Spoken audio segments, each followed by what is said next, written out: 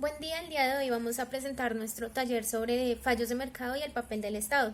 Mi grupo está conformado por Enrique Alejandro Pinzón, Oscar Andrés Riscanevo Sandoval. En el punto 1 nosotros teníamos que hacer como un repaso sobre el oligopolio colusivo y la competencia monopolística. Allí debíamos pues tener las características del número de empresas, grado de colusión, precio frente al costo marginal, precio frente al costo medio a largo plazo y la eficiencia. Dentro de esta comparación, nosotros pusimos primero que todo la competencia perfecta.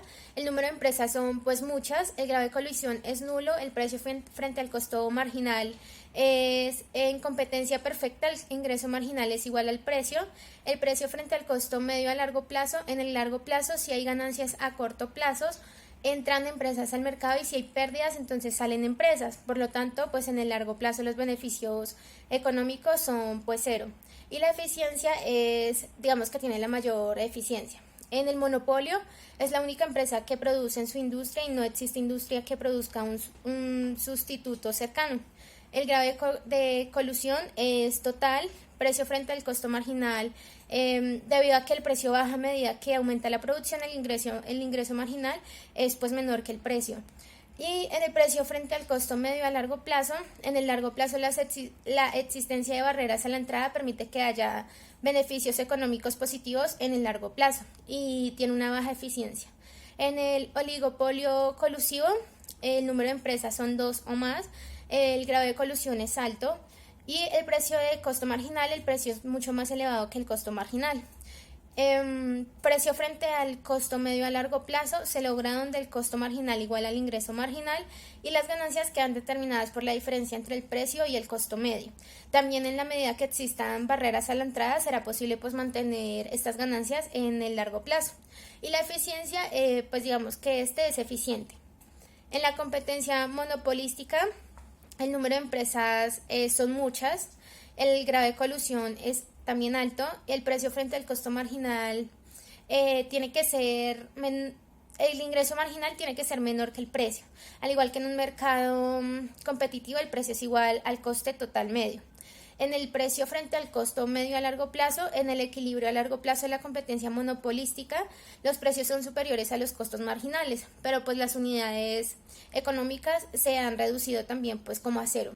En el segundo punto considerábamos que había una industria en donde algunas empresas pues tenían ciertas ventas que pues en el formato están como los datos y a partir de esto debíamos calcular las proporciones de concentración de las 4 y 6 empresas para la industria de computación y calcular el IHH para la industria. Entonces, pues nosotros realizamos una tabla donde pusimos las ventas, el porcentaje de ventas, las proporciones de concentración y finalmente el IHH. Para las 4 primeras empresas, que es la compañía de ventas Apple Computer, Banana Computer, Conquad Computer y Delta Computer, arrojó un resultado de proporciones de concentración del 77,76 y para las otras 6 empresas arrojó un 22,24 de proporciones de concentración. Como punto C, y ahí también pusimos pues el IHH, que es el primer punto en cada empresa. En el punto C, eso, digamos que teníamos que suponer que Apple Computer y Banana Computer eran como, se iban como a fusionar sin cambios en las ventas de las diferentes computadoras. Entonces ahí también debíamos calcular el IHH. El IHH total nos dio como 3.026,9. Allí también pusimos las ventas unidas de estas 2 empresas, el porcentaje de ventas y finalmente el IHH de cada empresa. En el tercer punto nosotros teníamos que explicar el paradójico resultado de que la discriminación perfecta de precios elimina la ineficiencia del monopolio. Entonces en este punto nosotros escogimos como demanda perfectamente elástica las frutas. Como existen varios vendedores y uno incrementa el precio, podemos ir con otros más baratos. Se cumple la definición: ante un cambio pequeño en el precio, la cantidad demandada disminuye pues severamente. Como segundo, otra demanda perfectamente, pero esta es inelástica, es la electricidad, el arroz, la sal y la gasolina. En este tipo de bienes, pues los consumidores no sienten el deseo de variar el nivel de consumo de los mismos. Sin embargo, pues hay que señalar que la existencia de situaciones que obligan a mantener sin embargo, hay que señalar la existencia de situaciones que obligan a mantener el consumo pues, de estos bienes. Otra demanda elástica es la carne de res, el pescado, las gaseosas. Si una carnicería, digamos, aumenta el precio de la carne que vende, el consumidor pues podrá comprar la misma mercancía en otro establecimiento que ofrezca el producto pues a un menor precio. ¿Por qué? Porque pues uno, digamos que siempre busca como la economía. Demanda inelástica también es la insulina.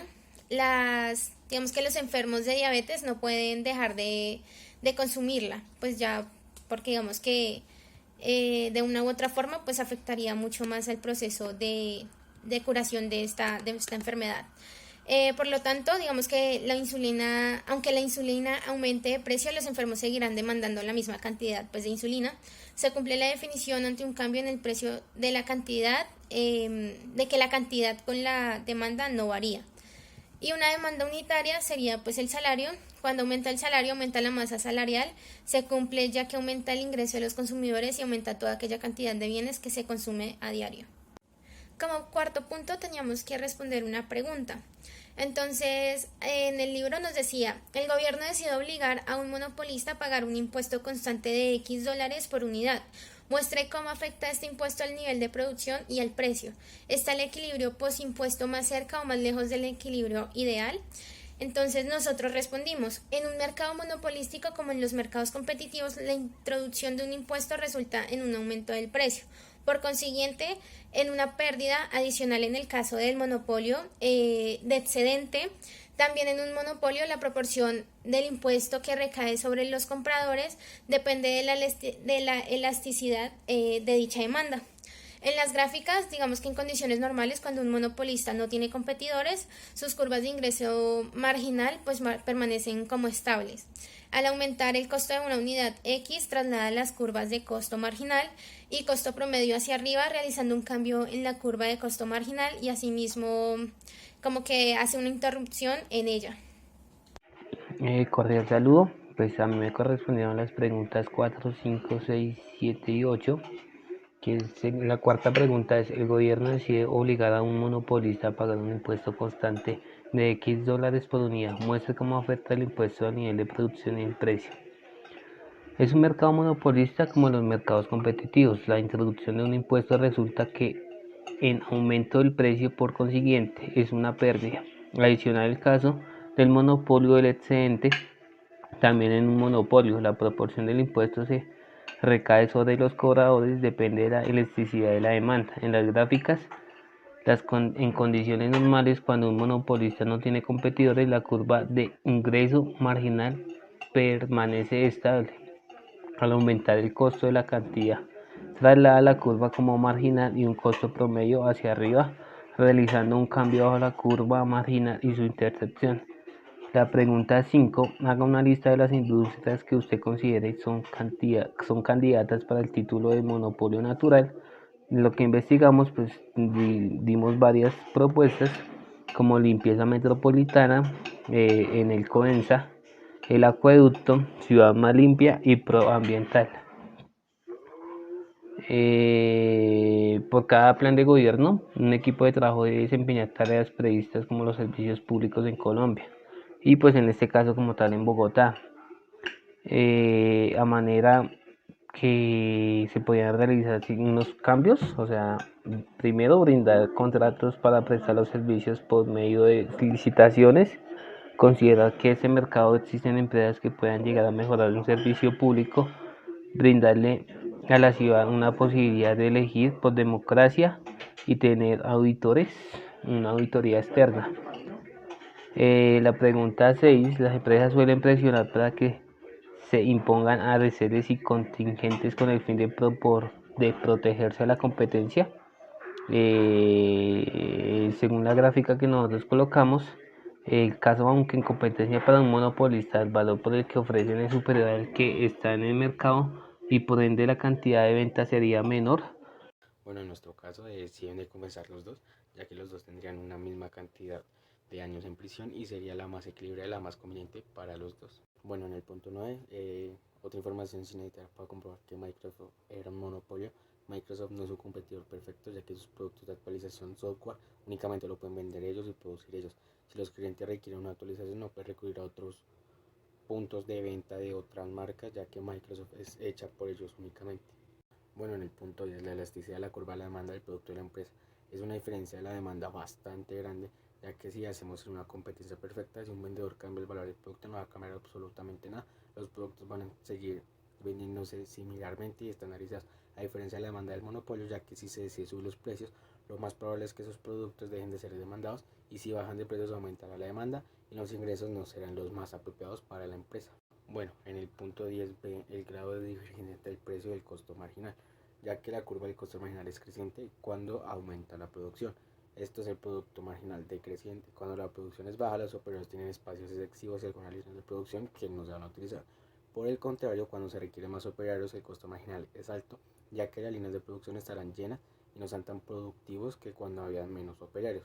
Por eso, la curva del costo marginal siempre es creciente. En el punto C, cuando las empresas aumentan la cantidad, aumentan los ingresos tanto en la competencia como en el monopolio. La diferencia es que la producción del monopolio, si aumenta sus precios, deben descender, ya que existirá menos demanda. Y la diferencia de la competencia perfecta es que sus precios siempre son estables. La eficiencia económica. Lo que queremos decir es que si las empresas quisieran tener beneficios, deben minimizar sus costos. Por otro lado, el monopolio de la asignación es ineficiente, ya que ellos son los que fijan el precio y su venta es fijar un precio elevado y producir menos de su capacidad. Bueno, en el punto 11, el primer punto, vamos a colocar el ejemplo. El precio de las manzanas es P y cada empresa está producida solo A. En el trabajo va a estar la gráfica.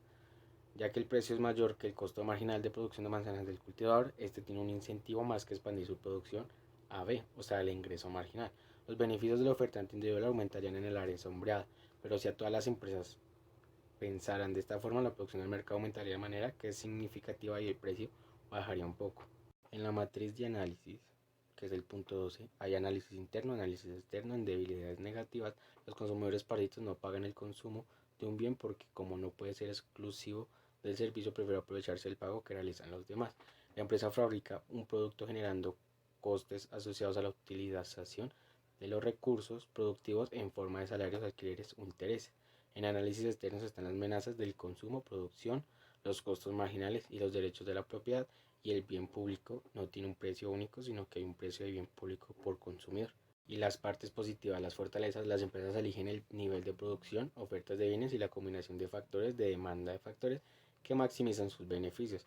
Y las economías domésticas eligen aquel coste de consumo de bienes privados que maximizan su utilidad y paga por el bien público. En las oportunidades, si la empresa genera efectos externos negativos o positivos, al aumentar la producción del bien disminuye o aumenta la producción de bien, con lo que habrá otra reducción adicional.